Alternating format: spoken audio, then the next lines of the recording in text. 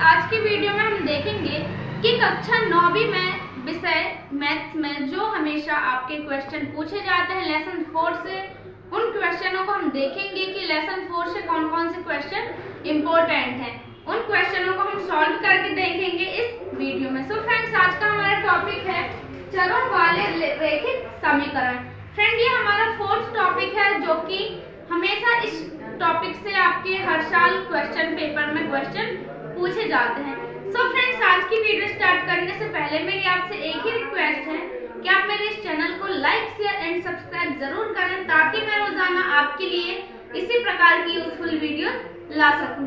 So friends, आज का topic हम स्टार्ट करते हैं। फ्रेंड्स, आज का हमारा 4th टॉपिक का पहला क्वेश्चन है, एक नोटबुक की कीमत एक कलम की कीमत से 2 गुनी है। मतलब हमारे पास एक नोटबुक है, ठीक, और एक कलम है। तो जो ये नोटबुक की कीमत है इस कलम की कीमत से 2 गुनी है। मतलब कहा जाए तो अगर ये अपना कलम 10 रुपए का है तो ये नोटबुक 20 रुपए की होगी, है ना। इस प्रकार है कि एक नोटबुक की कीमत एक कलम की कीमत से 2 गुनी है। इस कथन को निरूपित करने के लिए 2 चरों वाला एक रैखिक समीकरण लीजिए। मतलब यहाँ हमें एक क्वेश्चन दिया गया है, इसमें हमें एक समीकरण ज्ञात करना है कि वो आखिर समीकरण होगा क्या, ठीक है। तो फ्रेंड्स, हम स्टार्ट करते हैं। जैसे होगा सॉल्व करने पर, माना कि यहाँ दिया है एक नोटबुक की कीमत कितनी होगी, हम मानना है। जैसे हम देखते हैं, माना कि नोटबुक की कीमत कितनी है x, ठीक, और कलम की कीमत कितनी है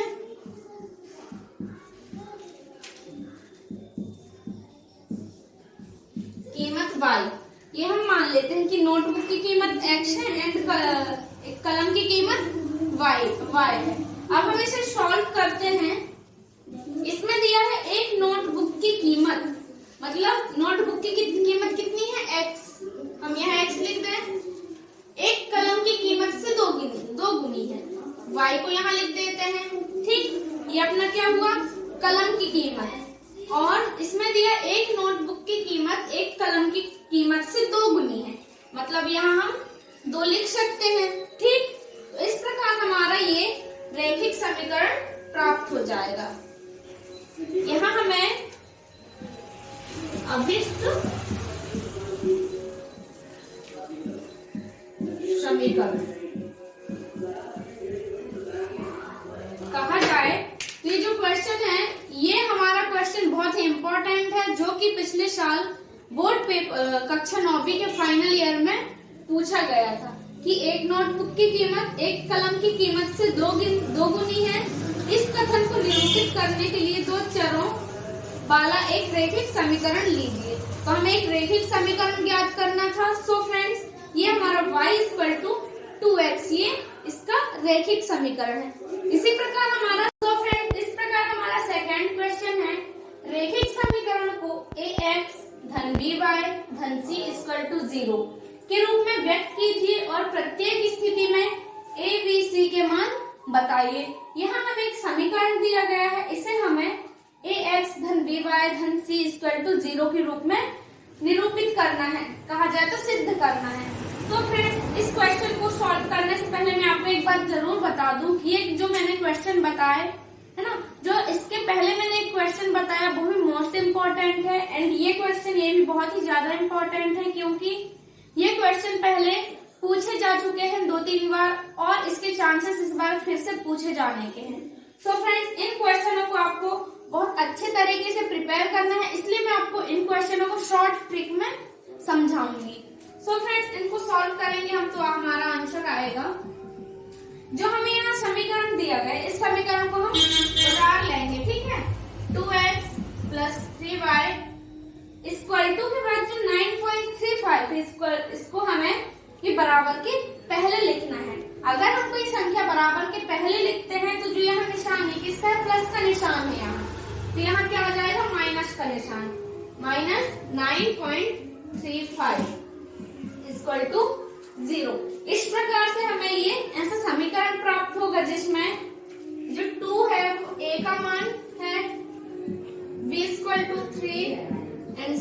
इक्वल टू 9.35m। जो ये 2 है वो A है, ठीक, और ये जो 3 है वो B का मान है, और ये जो 9.35 है वो C का मान है। सो फ्रेंड्स, इस प्रकार हमें इस समीकरण को इस रेखिक समीकरण को हमने ax धन by धन c इक्वल टू 0 में निरूपित कर दिया, क्योंकि यहाँ देखो a का मान 2 है, b का मान 3 है। इस प्रकार ये क्वेश्चन है। इस प्रकार आपको ऐसे क्वेश्चन सॉल्व करने हैं जो कि मोस्ट इम्पोर्टेंट है। मैंने आपको शॉर्ट ट्रिक में बता दिया, कहा जाए तो 2 लाइन में आंसर। इसी प्रकार हमारा तीसरा क्वेश्चन है। सो फ्रेंड्स, हमारा थर्ड क्वेश्चन है k का मान ज्ञात कीजिए जबकि x equal to 2 y equal to 1। ये हमें मान दिए गए हैं कि हमें यहाँ पर एक समीकरण दिया गया है 2x plus 3y equal to k, ठीक है। तो यहाँ हमें x का मान कितना दिया गया है 2 एंड y का मान 1। तो हमें ये जो समीकरण दिया गया है इसे हल करके बताना है कि हमें फाइनली आंसर क्या प्राप्त होगा। सो फ्रेंड्स, हम सॉल्व करके देखते हैं। यहाँ हमें x का मान कितना दिया गया है प्रश्नानुसार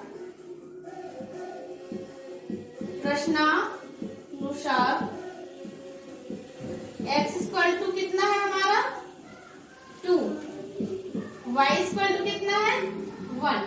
तो इस प्रकार जो हमारी समीकरण है 2x plus 3y equal to k।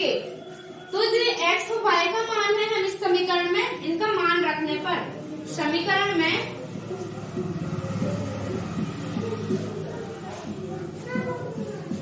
मान रखने पर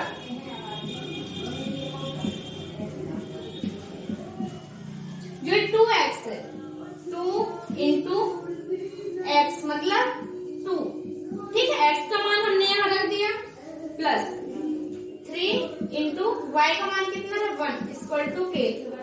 2 गुणित 2 मतलब 4 धन 3 गुणित 1 मतलब 3 बराबर k। तो इस प्रकार हमें सॉल्यूशन प्राप्त होगा, है ना। मतलब कहा जाए तो हम इस सवाल को करेंगे तो हमें ऐसा आंसर प्राप्त होगा। इसे और शॉर्ट में हम ये ऐसा लिख सकते हैं 4 प्लस 3 इक्वल टू 7, ठीक। तो हम इसे घुमाकर ऐसा लिख सकते हैं कि k बराबर 7। ये हमारा फाइनल आंसर है। क्वेश्चन हमारा k का मान ज्ञात कीजिए जबकि x equal to 2 y equal to 1 समीकरण 2x धन 3y इक्वल टू k। हमें यहाँ पर एक समीकरण दिया गया है जिसमें हमें k का मान ज्ञात करना था, जो कि हमारा k का मान कितना है 7। इसी प्रकार हमारा फोर्थ क्वेश्चन है। तो फ्रेंड, इस प्रकार हमारा फोर्थ क्वेश्चन है समीकरण में 4 हल कीजिए। हमें एक समीकरण दिया गया है, इसे हम 4 मान द्वारा हल करेंगे। जैसे कि एक में हम लिख देंगे x इक्वल टू 0, एक में x इक्वल टू 1, एक में x इक्वल टू 3 एंड एक में x equal to x equal to 0 1 2 3। हमें इन मानों को, हमारे पास कितने 4 मान है, इनको इस समीकरण में रख के हल करना है, ठीक है। सो फ्रेंड्स, हम हल करते हैं और देखते हैं कि हमें क्या आंसर मिलता है। जो ये समीकरण है इसे हम लिख लेंगे 2x धन y इक्वल टू 7, ठीक। तो हमें x का मान रखना है, ठीक। तो हम यहाँ ऐसे लिख सकते हैं इसको y equal to 7 minus 2x। हम इस प्रकार इस समीकरण को व्यवस्थित कर लेंगे, ठीक है। और यहाँ जो x का मान है वहां हम x का मान रख देंगे, जैसे कि y equal to 7 minus 2x का मान कितना है 0। तो हमें क्या मिलेगा y इक्वल टू 7, क्योंकि 2 का गुणा 0 में करेंगे तो 0 ही आएगा। 7 माइनस 0 तो y इक्वल टू 7। ये हमें किसमें मिल जाएगा x का मान, x इक्वल टू 0 का मान रखने पर, ठीक। अगर इसी प्रकार हम x इक्वल टू 1 का मान रखें तो हमें मिलेगा, हम रखते हैं 2x धन y इक्वल टू 7। इसे हम शॉर्ट में जमा लेंगे व्यवस्थित क्रम में y equal to 7 minus 2x, ठीक। तो इसका हम मान रख दें। यहाँ का मैं आपको मिटा देती हूँ। अगर आपको लिखना हो तो आप वीडियो को पॉज करके लिख सकते हो, ठीक है। जैसे मैं स्टार्ट से करती हूँ, अगर x इक्वल टू 1 का मान रखें तो, ठीक, तो 2x plus Y equal to 7, तो y equal to 7 minus 2x क्यों आ रहा है? क्योंकि मैंने बताया था कि अगर बराबर के बाद वाली संख्या को या फिर इस साइड लाना हो या इस साइड की संख्या को इस साइड लाना हो तो उनके सामने जो निशान रहते हैं तो वो बदल जाते हैं। चूंकि यहाँ पर 2x के आगे प्लस का निशान है तो ये बराबर के उस पार जाएगा तो ये माइनस में आ जाएगा, ठीक है। तो इस प्रकार आपका y equal to 7 minus 2x की जगह हम क्या लिख सकते हैं, 2 गुणे 1, ठीक है। तो y इक्वल टू हमारा 7 माइनस 2 एकम 2, तो y इक्वल टू 7 में से 2 गए तो कितना बचा, 5, 7 से 2 जाएगा तो 5 बचेगा। तो इस प्रकार हमारा x इक्वल टू 1 का मान रखने पर 5 आंसर मिलेगा। इसी प्रकार अगर हम x इक्वल टू 2 कर दें, ठीक है, अगर हम यहाँ पर x इक्वल टू 2 कर दें तो हमारा आंसर मिलेगा y equal to 7 minus 2x, तो y equal to 7 minus 2 into 2, तो y इक्वल टू 7 माइनस 2 दूनी 4, तो y इक्वल टू 7 में से 4 गए तो कितना बचेगा, 3। इस प्रकार आपका आंसर मिलेगा। इसी प्रकार हम x इक्वल टू 3 का मान देखें तो हमें क्या आंसर मिलेगा वो हम देख लेते हैं।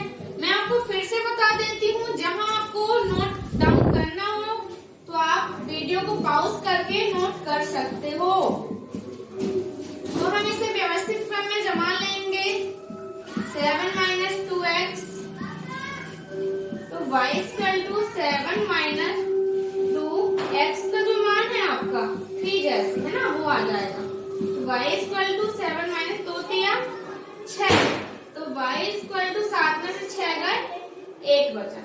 इस प्रकार से आपको इस समीकरण को सॉल्व करना है, ठीक है। यहाँ एक हमें समीकरण दिया रहेगा, उसमें हमें 4 हल करना है, मतलब कोई भी 4 मान रखने हैं, हमें इस प्रकार से समीकरण प्राप्त करना है। इसी प्रकार हमारा नेक्स्ट, सो फ्रेंड्स, हमारा 5वां क्वेश्चन है, यदि बिंदु 3 और 4 समीकरण 3y प्लस ax प्लस 7 के आलेख पर स्थित है, कहा जाए तो जो हमारा 3 और 4 है वो इस समीकरण पर स्थित है, ठीक। तो a का मान ज्ञात कीजिए। तो हम इस सवाल को सॉल्व करते हैं, देखते हैं कि हमें a का क्या मान प्राप्त होता है। जो हमारा 3y है हम समीकरण पहले उतार लेंगे, या फिर जो इसमें दिया स्पष्ट क्लियरली कहा गया कि 3 और 4 समीकरण 3y ax धन 7 में स्थित है, ठीक। तो यहाँ हम y का मान ले सकते हैं, y का मान 4 और x का मान कितना है, 3 है, ठीक है। तो हम ये मानों को हम उस समीकरण में व्यवस्थित कर देंगे। पहले हम समीकरण लिख लेते हैं यहाँ 3y धन ax धन 7, तो 3y मतलब 3 इंटू 4 प्लस ax मतलब a इंटू 3 प्लस 7, ठीक। तो इस प्रकार से हम इसे लिख लेंगे 3 चौके 12 धन 3a, यहाँ हम क्या लिख लेंगे 3a इंटू 3 को 3a लिख लेंगे हम यहाँ प्लस 7। सो फ्रेंड्स, इसे हम एक व्यवस्थित क्रम में व्यवस्थित करते हैं, तो हम यहाँ इसे लिख सकते हैं 3a इक्वल टू 12 माइनस 7। जैसे मैंने बताया था कि अगर कोई संख्या बराबर के आगे या फिर पीछे जाती है तो उसमें ये माइनस प्लस का डिफरेंट आ जाता है। तो उसी प्रकार ये यहाँ आ गया 12 माइनस 7, तो 3a बराबर 12 में से 7 जाएंगे तो कितने बचेंगे, बताओ कितने बचेंगे, 5, ठीक। तो 3a बराबर हमें 5 मिल रहा है, तो हमें इसका a का मान ज्ञात करना है। तो यहाँ हमारा a का मान हो जाएगा 3/5। इस प्रकार से हमारा यहाँ आपका आ जाएगा 5/5। 3। इस प्रकार से यहाँ आपका a का मान ज्ञात हो जाएगा कि इसमें दिया है ना कि a का मान ज्ञात कीजिए, तो a का मान हमारा हो जाएगा a बराबर 5/3। यहाँ हमने कुछ नहीं किया है, सिंपली जो मान दिए गए 3 और 4 इसको हम x और y में रख दिए हैं और इस x y का मान हम इस समीकरण में रख के आगे का सवाल सॉल्व कर दिए हैं। सो फ्रेंड्स, ये आपके लेसन 4 के टॉप 5 क्वेश्चन हैं जो कि हमेशा एग्जाम में पूछे जाते हैं और इसके पूछे जाने के चांसेस ज्यादा रहते हैं। इन टॉप 5 क्वेश्चनों में से कोई ना कोई क्वेश्चन हर साल पेपर में आता ही है। सो फ्रेंड्स, इस प्रकार की हमारे 5 क्वेश्चन हैं। आप इनको जरूर ध्यान से केयरफुली पढ़ें, जिससे और जहां आपको समझ में ना आए जरूर आप मेरे को कमेंट बॉक्स में बताना। आई होप कि आपकी वीडियो पसंद आई हो और जहां आपको ये 5 क्वेश्चनों में समझ में ना आया हो आप जरूर मेरे से कमेंट बॉक्स में पूछें। मैं अपनी पूरी कोशिश करूंगी कि मैं आपको और बेहतर तरीके से समझा पाऊँ। सो फ्रेंड्स, साथ ही मेरी आपसे एक ही रिक्वेस्ट है कि आप मेरे इस चैनल को लाइक शेयर एंड ज्यादा से ज्यादा सब्सक्राइब जरूर करें ताकि मैं रोजाना आप तक इसी प्रकार की यूजफुल वीडियोस ला सकूं। Thank you.